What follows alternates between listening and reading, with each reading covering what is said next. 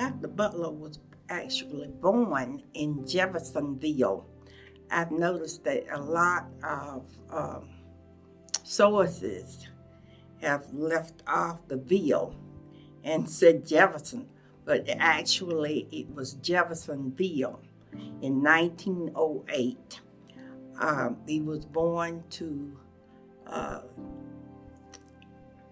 Ms. Minnie Butler and Mr. Emmett Ethridge Butler. So he was a junior, actually. And they were teachers, but at an early age, the family moved to Macon, Georgia. And so he actually attended elementary school in the lower grades in Macon, and later finished high school and college at Morehouse in Atlanta. After finishing Morehouse, he taught for, I believe, a year, wasn't more than a year, before entering medical school at Meharry, which was the medical school that African Americans attended mostly at that time, especially in the South. And so he entered Meharry and completed the course there, the medical course at Meharry, was awarded the MD, medical doctor. He did his internship in Kansas City,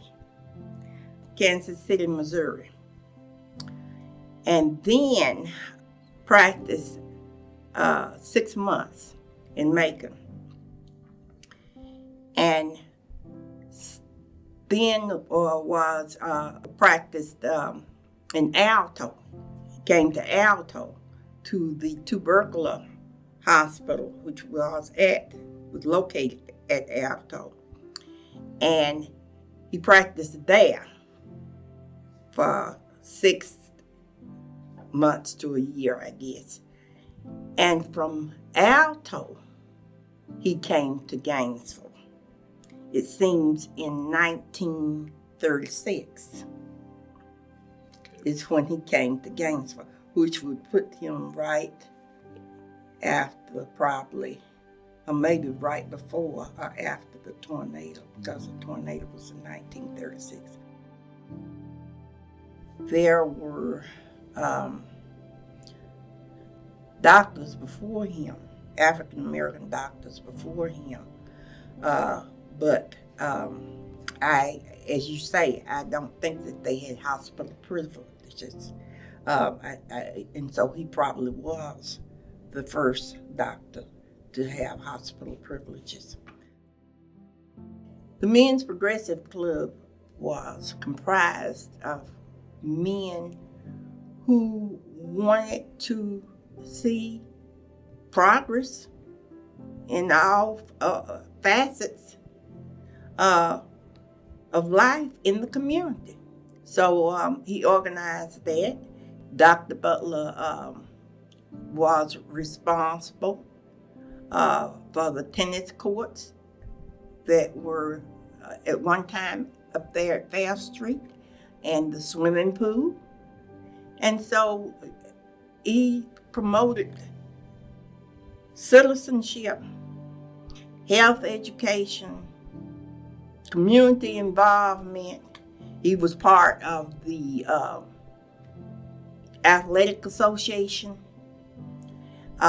He brought cultural programs in, the football team and so forth was organized during this time. And different programs were organized by the people who were active in that Men's Progressive Club. So, he spearheaded a lot. Dr. Butler and the naming of E. Butler Parkway, I definitely think it was quite appropriate and very proud. But my pride in Dr. Butler was something that was established early on. I was in the gym at E. Butler High for the school's dedication when it opened, and Dr. Butler's picture being there, his significance and importance was etched in.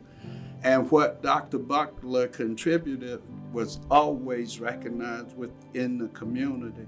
And his name was held with high esteem and great respect. And yes, the way he contributed to community life is the role model he played for everybody. And all of us know his contribution. Those of us who came through the Fair Street school system, we can tell you of what we know of Dr. Butler. He has always been in my history telling, knowing that he delivered my first two brothers. The image of Dr. Butler is so impressive and so well ingrained within a generation of Gainesvillians. I'm going to tell you, I learned how to swim at Fair Street Swimming Pool and was well aware that it had been built for our community. Didn't know Dr. Butler was spearheading what took place. But as being the namesake of the high school, the only school built for Black high school students in this county, having his name on it.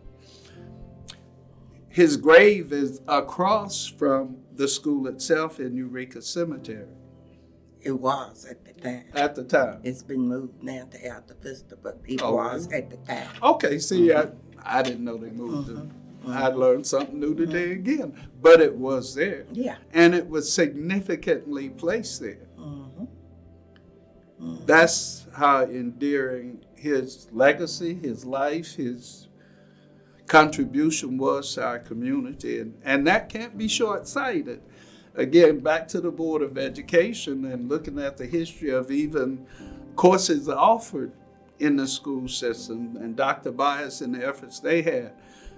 If Dr. Butler was the first to sit on the Gainesville City School Board, you're absolutely right. That is unbelievably significant.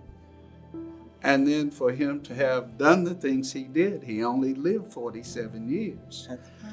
He was well respected, not only by the African American community, but by the white or Caucasian community also. Everybody liked and respected Dr. Butler.